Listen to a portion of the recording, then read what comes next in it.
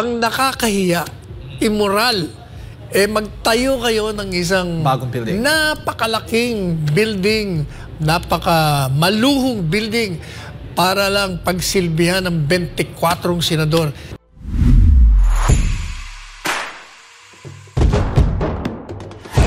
Attorney, samantala, aabot ng 400 milyong piso naman ang magagastos ng Senado para sa renta. Ito'y ayon kay Senator Nancy Binay kung madili pa ang pagpapatayo ng kanilang bagong building.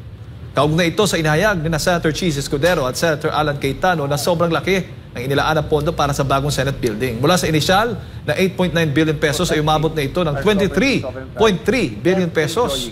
Ani Senator Binay, mas mainam na paglaanan ng pondo ang bagong building kumpara sa pagbili ng anumang equipment sa GSIS. Kung nagre-renta lang sila, sa kasalukuyan ay nasa GSIS building ang Senado sa Jokno Boulevard, Pasay City.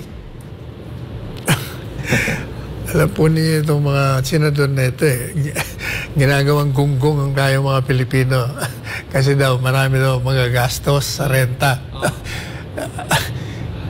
Nakakalimutan sabihin ng senador na ito na yung renta nitong Senado sa GSIS, ito'y pera ng gobyerno na ibinabigay din sa gobyerno. Kasi ang GSIS, gobyerno. Ang Senado, gobyerno. So anong nasayang doon? Pera din ng gobyerno. That's shameful. Mahiya naman po kayo. Huwag nyo nang ituloy yan. Gamitin na lang yan sa ibang pwedeng paggamitan na magpapakinabangan ng ating mga kababayan. Umatras na kayo dyan.